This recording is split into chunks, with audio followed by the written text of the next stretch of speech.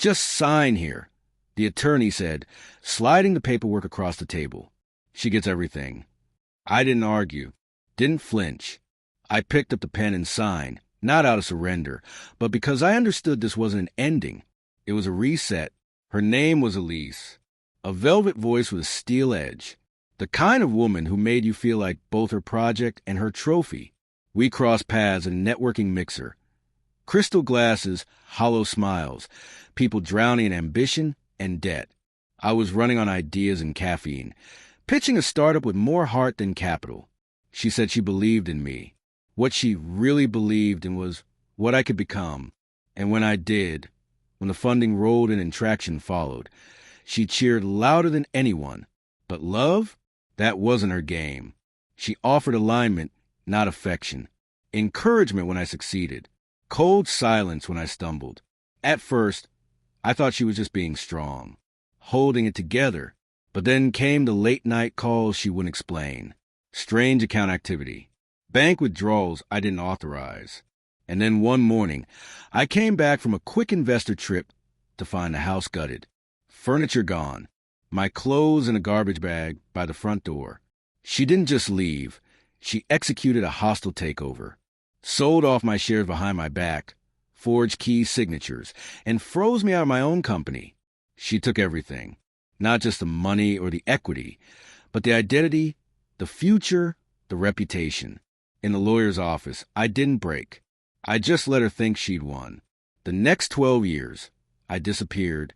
Not physically, strategically. Worked under false names. Took quiet roles in tech firms no one cared about. Watched, learned, paid attention to how power really moved. I studied contracts like war plans. Learned how VC firms whispered and banks played favorites. I didn't build a business. I built a blueprint for something untouchable, all while watching Elise from a distance. She and her new husband, Victor, the man she left me for, were as predictable as the seasons. They bought a villa in Spain, turned my old brand into a lifestyle gimmick, opened eco-cafes with designer menus and hollow values. She posed for cameras. He made motivational videos. They didn't know I was already inside. I was in the back end of their POS systems, in the files sent to suppliers, in the inboxes of their accountants. I didn't want fast revenge. I wanted permanence. 3 years ago, I launched Avidus, a quiet, deeply layered venture firm with a dozen fronts. Through those shells, we started acquiring businesses, one by one, slowly circling hers. Last year, we bought out her main supply partner, changed the terms, raised prices, delayed shipments. Her costs soared, her profits thinned. She tried pivoting, but her investors were nervous. Banks weren't renewing credit. Those investors, they were mine now.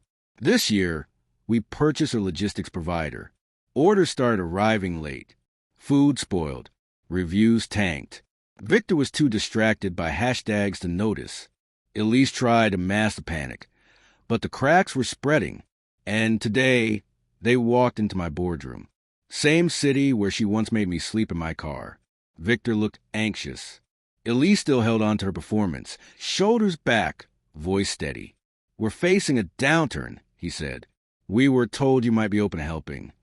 I leaned back, folded my hands. Elise stepped forward.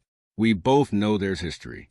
Maybe we can—" "That's exactly the issue," I interrupted. "History doesn't give you leverage. It gives me a map of your mistakes." She hesitated. For the first time, she realized charm wasn't going to work. "Our model needs restructuring," she said, softer now. "We'll have to file in less." "I know," I said, standing. I walked around the table and placed a document in front of her. 1 page. An acquisition offer.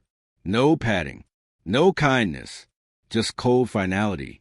"You can sign this and leave with whatever pride you have left," I said. "Or wait for the liquidation, which will be very public." Victor looked at her. "We should sign." She stared at the paper, hands trembling. "You planned this," she whispered. "All of it." I looked her straight in the eye. "I learned from the best." They left in silence. I didn't watch. I had a meeting to run. As the door shut behind them, I allowed myself one breath.